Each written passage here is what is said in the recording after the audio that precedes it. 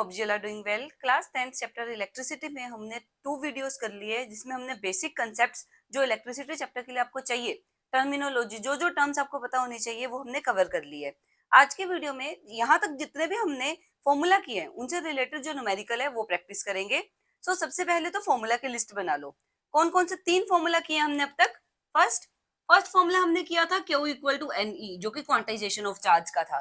Q symbol है charge, n means number of electrons, E is charge on 1 electron जिसकी value होती है 1.6 into 10 की power -19 coulomb with negative sign क्योंकि charge on electron negative होता है।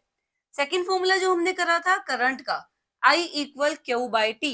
करंट I है, I करंट को रिप्रेजेंट कर रहा है, चार्ज Q को, तो I is equal to Q by t. Third formula हमने किया था पोटेंशियल डिफरेंस का। Potential difference is work done per unit charge. जो हमें एनर्जी लगानी पड़ रही है एक 1 कूलम चार्ज को किसी एक पॉइंट से दूसरे पॉइंट तक मूव करने के लिए, वो पोटेंशियल डिफरेंस था जिसका फॉर्मूला था वर्क डन अपॉन चार्ज। तो हम क्या करेंगे, क्वेश्चन में देखेंगे हमें क्या गिवन है, क्या निकालना है, उसके अकॉर्डिंग फॉर्मूला अप्लाई करेंगे। न्यूमेरिकल सॉल्व करने के लिए कुछ बातें जो बिल्कुल ध्यान में रख के चलना। सबसे पहला गिवन जरूर लिखना है, जो जो चीजें गिवन है उनको गिवन करके लिखते जाओ विद यूनिट्स।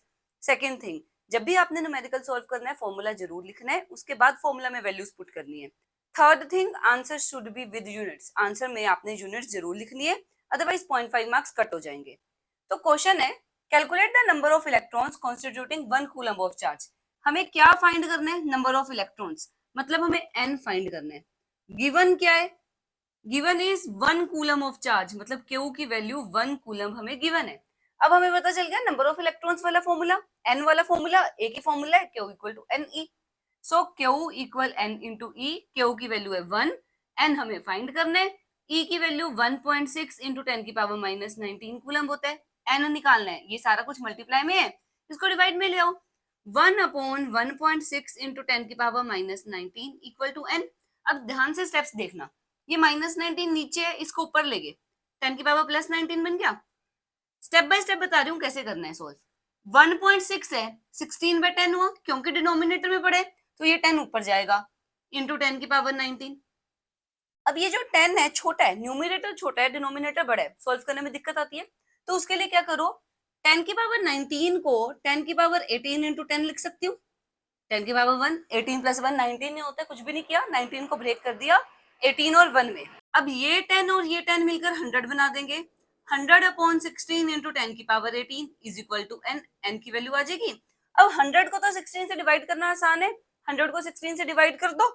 न्यूमिरेटर इन, ज्यादातर बच्चे जो गलती करते हैं उल्टा लिख बैठते हैं, हमेशा न्यूमिरेटर इन डिनोमिनेटर आउट, ये याद रखना। न्यूमिरेटर अंदर जाएगा, डिनोमिनेटर बाहर। 6 पर 96, 40, 2 पर 32, 80 आया, देन 5 पर, सो आंसर इज 6.25 इंटू 10 की पावर 18 इलेक्ट्रॉन्स 1 कूलम में प्रेजेंट होंगे। अब देखते हैं नेक्स्ट क्वेश्चन। क्वेश्चन है an electric bulb draws a current of 0.25 ampere in 20 minutes. Ampere में करंट होता है, करंट हमें गिवन है 0.25 एम्पियर, गिवन लिख लेते हैं।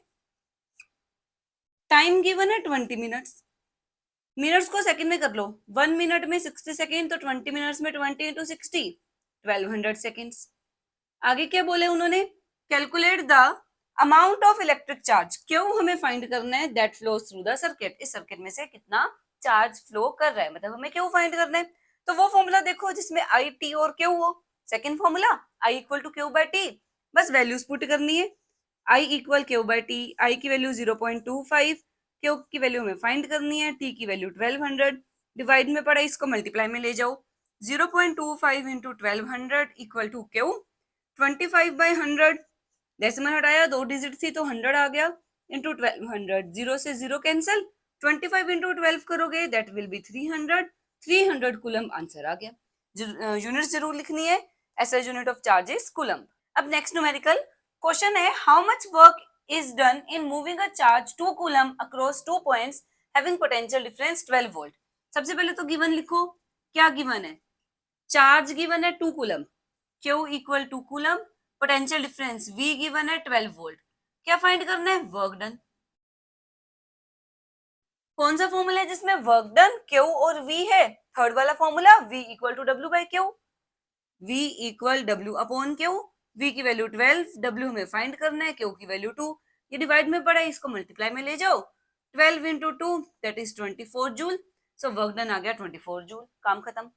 Next question, how much work is done in moving a charge of 2 coulomb from a point at 118 volt to another point at 128 volt.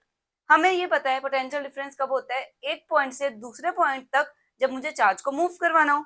Suppose ये point है ए, ये पॉइंट है बी, मुझे चार्ज को ए पॉइंट से बी पॉइंट तक लेकर आना है। ए पॉइंट पे जो पोटेंशियल है वो 118 वोल्ट गिवन है, ए पर 118 वोल्ट, बी पॉइंट पर पोटेंशियल है 128 वोल्ट। मुझे चाहिए पोटेंशियल डिफरेंस, उसी को वोल्टेज बोलते हैं। तो पोटेंशियल डिफरेंस कैसे निकलेगा, difference in potential at these two points, इन दोनों पॉइंट पर कितना डिफरेंस है पोटेंशियल का, मतलब potential at B minus potential at A, जो आ जाएगा 128 माइनस 118 दैट इज 10 वोल्ट। अब मुझे पोटेंशियल डिफरेंस मिल गया, डायरेक्ट उस फॉर्मूला में वैल्यूज पुट करनी है, V equal W by Q, हमारा क्वेश्चन सॉल्व हो जाएगा। 2 कूलम चार्ज गिवन है, given Q equal 2 coulomb, formula लगाओ, potential difference equal to work done upon charge, potential difference आया 10, वर्क डन हमें फाइंड करने, चार्ज कितना चार्ज गिवन है 2 कूलम, इसको मल्टीप्लाई में ले आओ, 20 जूल वर्क डन हो गया। याद रखना यूनिट्स, बच्चे वर्क डन के यूनिट्स भूल जाते हैं, that is joule. Next question, a current of 1 ampere is drawn by filament of electric bulb. Number of electrons passing through cross section of filament in 16 second would be. ये आपको एक MCQ given है numerical, solve कैसे करना है। सबसे पहले तो देखो क्या गिवन है, करंट गिवन है I 1 एम्पेयर, टाइम गिवन है 16 सेकेंड्स, हमें फाइंड क्या करना है, find the number of electrons, कितने इलेक्ट्रॉन्स हैं, मतलब मुझे n फाइंड करना है। n वाले फॉर्मूला के लिए मुझे Q चाहिए, बट मुझे Q नहीं पता।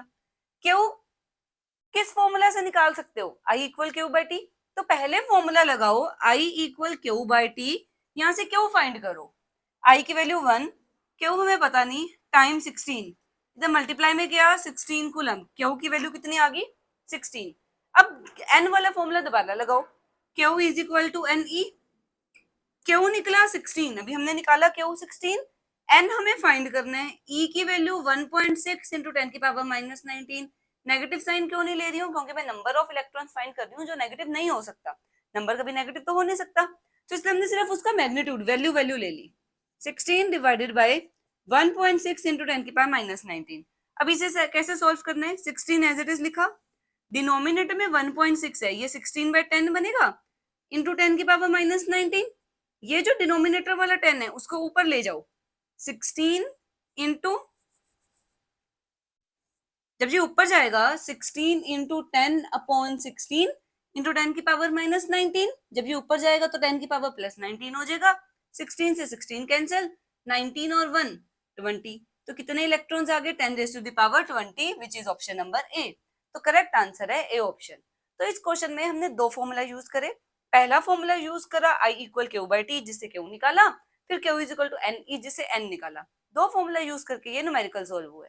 सो आई होप आपको यहाँ तक के टॉपिक के न्यूमेरिकल समझ आए होंगे, सिर्फ वैल्यूज पुट करनी है और कुछ भी नहीं है, फॉर्मूला आपको आना चाहिए, क्वेश्चन सोल्व हो जाएगा। सो नेक्स्ट वीडियो में हम स्टार्ट करेंगे इंपॉर्टेंट टॉपिक ओम्स लॉ के साथ। सो मिलेंगे नेक्स्ट वीडियो में, टिल देन हैप्पी लर्निंग।